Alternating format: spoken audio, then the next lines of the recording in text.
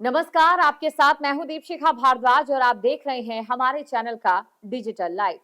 अगर आप शहरों में काम करते हैं, टीयर 1 या टीयर 2 क्षेत्र में रहते हैं, किराए का घर है या फिर आपके भी घर खरीदने का अपना सपना है, तो ये खबर सिर्फ और सिर्फ आपके लिए है।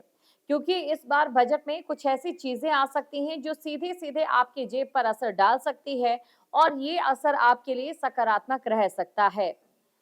आपको बता दें कि अगर आप किराए के घरों में रहते हैं और किराए के घर में रहने के लिए आपकी जेब पर भारी भरकम असर पड़ रहा है, तो हो सकता है इस बार बजट के बाद यह असर आपको कम होता नजर आए और आपकी जेब पर काफी ज्यादा सेविंग्स भी बच पाए। अब ये हम क्यों कह रहे हैं, चलिए इसको भी हम विस्तार से आपको बताते हैं और इसी के साथ आपको ये बताएंगे कि अगर आपका शहरों में घर लेने का सपना है, अब वो भी और ज्यादा सस्ता होने वाला है, उसके पीछे क्या वजह है। आपको ये बता दें, आम बजट से पहले क्रेडाई ने सरकार से नेशनल रेंटर हाउसिंग मिशन लाने की मांग की है। इससे जो किराएदार हैं उन्हें टैक्स में राहत मिल सकती है और जो किराए के घर हैं वो सस्ते होंगे, जिसके पीछे बहुत सारी वजहें हैं। और साथ ही अगर होम लोन के ब्याज की हम बात करें तो उस पर टैक्स की छूट को 2 लाख से बढ़ाकर 5 लाख रुपए कर दें और अफोर्डेबल जो हाउसिंग रेंज है 45 लाख रुपए, उसकी सीमा को हटाने की भी मांग की गई है। तो ये 3 अहम बिंदु हैं। सबसे पहले बिंदु की अगर हम बात करें, आप किराए के घर में रहते हैं तो आपको किराएदारों को जो टैक्स है उसमें राहत मिलेगी और दूसरी चीज है कि अगर आप होम लोन के ब्याज पर टैक्स की अगर हम बात करें तो उसकी जो छूट है वो भी 2 लाख से बढ़ाकर 5 लाख करने की इसमें प्रस्ताव जो है वो पेश किया गया है और अफोर्डेबल हाउसिंग की 45 लाख रुपए वाली सीमा को हटाने की भी प्रस्ताव को लेकर बात कही गई है। अब चलिए एक एक कर तमाम चीजों के बारे में हम जानते हैं। आगामी बजट यानी कि 2026 का जो बजट आएगा उससे लोगों को बेहद उम्मीदें हैं। उम्मीदें ये हैं कि इस बार जो बजट आएगा बहुत से सामान सस्ता होगा, लेकिन अगर आम आदमी के संघर्ष की बात करें तो उनकी जिंदगी का सबसे बड़ा संघर्ष अपना घर लेना होता है। अगर वो शहरों में रहते हैं तो किराए के घर, एक ऐसे घरों में रहना जहां पर उन्हें किफायती चीजें मिले और इसी के साथ कहीं ना कहीं सरकार की ओर से भी कुछ मदद उनके लिए रहे। अगर ये सब होता है तो जो कामकाजी लोग हैं अपनी सेविंग अच्छे से कर सकते हैं, लेकिन ज्यादातर जो उनका खर्च है वो किराए के घरों में ही निकल जाता है।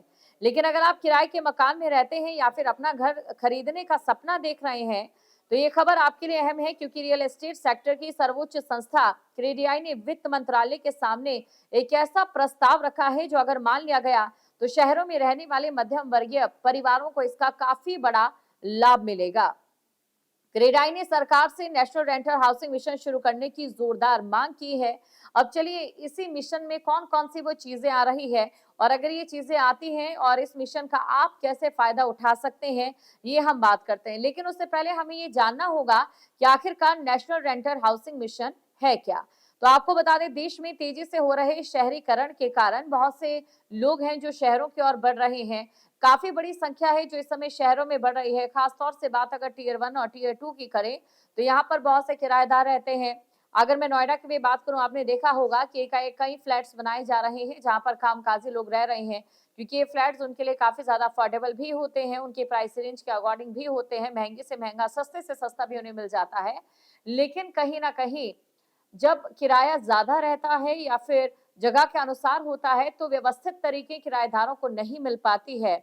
अगर किसी उक्त जगह में ही उनके ट्रांसफर हो रहे हैं, उनके तबादले हो रहे हैं, तो घर बदलने की टेंशन भी उन्हें रहती है क्योंकि दूसरी जगहों पर जहां पर उनका तबादला हुआ होता है या फिर जहां नौकरी के लिए वो शिफ्ट होना चाहते हैं, वहां पर घर मिल पाना क्या आसान होगा, क्या उनकी प्राइस रेंज में होगा, ये कई तरीके के सवाल बन जाते हैं। अब ऐसे में इसी कमी को दूर करने के लिए क्रेडियाई ने बजट में राष्ट्रीय रेंटल हाउसिंग मिशन की मांग की है। संगठन का यह कहना है कि सरकार को डेवलपर्स और साथ ही साथ किराएदारों को जीएसटी में या टैक्स में छूट देनी चाहिए। अब इसका असर किस प्रकार से मध्यम वर्गीय लोगों पर पड़ेगा, ये हम जान लेते हैं। आपको बता दें, क्रेडाई के तर्क है कि टीयर 1 और टीयर 2 शहरों में बड़ी संख्या में जो किराएदार हैं वो रह रहे हैं और अफोर्डेबल रेंटल स्टॉक, किराए के सस्ते घर तैयार करने की यहाँ पर जरूरत है। अगर डेवलपर्स को वित्तीय प्रोत्साहन मिलेगा तो जाहिर तौर पर वो भी अपने मुनाफे के साथ साथ लोगों को उस प्रकार का घर दे सकेंगे, किराए के उस प्रकार के प्लॉट्स दे सकेंगे जिससे किराएदारों को काफी ज्यादा फायदा होगा और इससे डेवलपर्स को भी फायदा ही मिलेगा। बाजार में संगठित रूप से किराए के घरों की उपलब्धता बढ़ेगी और इससे न केवल अवैध बस्तियों पर रोक लगेगी, क्योंकि जब भी किराया महंगा होता है तो कई ऐसी अवैध बस्तियां उन्हीं घरों के आसपास बसी होती हैं जहां पर अक्सर लोग रहना शुरू कर देते हैं, लेकिन वो पूरे तरीके से अवैध होती है। अब ऐसे में जो अवैध बस्तियां भी शहरों के साथ साथ बढ़ रही हैं, उसमें भी रोक लग सकती है। बल्कि काम के सिलसिले में शहर बदलने वाले लोगों को भी एक ऐसी छत मिल सकती है जो कि उनके प्राइस रेंज में हो। क्रेडाई के अध्यक्ष शेखर पटेल ने जोर देकर कहा कि किफायती घरों तक पहुंच बढ़ाना, एक मजबूत रेंटल इकोसिस्टम बनाना अब वक्त की मांग हो चुकी है और वक्त की इस मांग पर ध्यान देना चाहिए और बजट 2026 में इसी प्रकार की उम्मीदें भी की जा रही है। अब सस्ते घर की परिभाषा भी बदलती हुई दिखाई दे रही है। जो मांग यहाँ पर इस प्रस्ताव में की गई है या फिर प्रस्ताव में जो बिंदु रखे गए हैं, उसके अगले बिंदु पर हम आते हैं। घर खरीदना आम आदमी का सबसे बड़ा सपना होता है, लेकिन शहरों में घर खरीदना अभी काफी ज्यादा मुश्किल हो गया है और ऐसे में बढ़ती कीमतों ने इसे काफी और भी ज्यादा मुश्किल बना दिया है। तो क्रेडाई की ओर से सरकार का ध्यान इस पर खींचा गया है। प्रस्ताव में कहा गया है कि 2017 में जो अफोर्डेबल हाउसिंग यानी कि किफायती घरों की परिभाषा को तय किया गया था, वो आज के समय में पूरे तरीके से अप्रासंगिक हो चुकी है। यानी कि हमें इस परिभाषा को अब बदलने की जरूरत है और इसी के साथ मौजूदा नियमों के मुताबिक 45 लाख रुपए तक की कीमत और मेट्रो शहरों में 60 वर्ग मीटर, नॉन मेट्रो में 90 वर्ग मीटर घर ही अफोर्डेबल श्रेणी में आते हैं। लेकिन अब ये सीमा कहीं ना कहीं खत्म होती भी नजर आ रही है। आज के दौर में मेट्रो शहरों की अगर हम बात करें तो 45 लाख में कोई भी ढंग का घर मिलना लगभग नामुमकिन है। इसीलिए क्रेडाई ने मांग की है कि 45 लाख रुपए की सीमा को पूरी तरह से हटा दिया जाए और मेट्रो शहरों में कारपेट एरिया की जो सीमा है उसे बढ़ाकर 90 वर्ग मीटर और नॉन मेट्रो शहरों में 120 वर्ग मीटर इसे कर दिया जाए। और अगर ये मांग मानी जाती है तो जो बड़े घर हैं वो भी किफायती श्रेणी में आ सकेंगे और इससे उन्हें भी काफी ज्यादा लाभ मिलेगा। अब ऐसे में जो खरीदार हैं उन्हें कम जीएसटी, बड़े जो क्षेत्र के कारपेट एरिया का जो क्षेत्र है 120 वर्ग मीटर के करीब का, उसमें भी सिर्फ 1% जो जीएसटी है वही देना होगा।